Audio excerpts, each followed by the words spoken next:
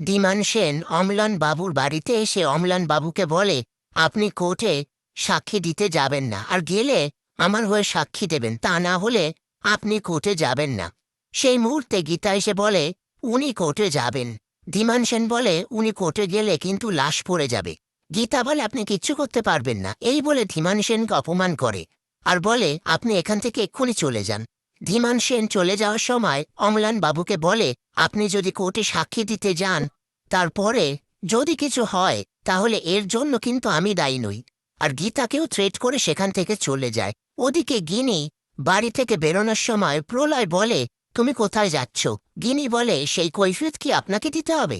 আর বলে, আমি এই বাড়ির বউ হয়ে থাকতে চাই না। এই পুরো মুখার্জি পরিবারটাকে আমি শেষ করে দিতে চাই, সর্বনাশ দেখতে চাই। এই বলে সেখান থেকে চলে যায়। এরপর প্রলয় গীতাকে ফোন করে বলে, গিনি এখন বাড়ি থেকে বেরোলো, যথাসম্ভব মনে হচ্ছে ধীমান সেনের সাথে দেখা করতে গেছে। অন্যদিকে পদ্ম কৃপানকে জল দিতে এলে কৃপান বলে, তুমি আমার ঘর থেকে বেরিয়ে যাও। তখনই পদ্ম গীতাকে ফোন করে সেই কথাটা বললে গীতা বলে, ফোনটা স্পিকারে দে। এই বলে কৃপানকে বলে, বউকে সম্মান দিয়ে নিজের ঘরে রাখতে শেখো, তা না হলে কিন্তু সেকশন নাম্বার দিয়ে দেব। আর সামনের বছর যেন একটা সুখবর চাই, মানে একটা বাচ্চা চাই। সেই মুহূর্তে অগ্নিজিৎ মুখার্জি এই কথাটা শুনতে পেয়ে বলে, আমার বৌমার বাচ্চা হবে? গীতা বলে, আরে আমার নয়।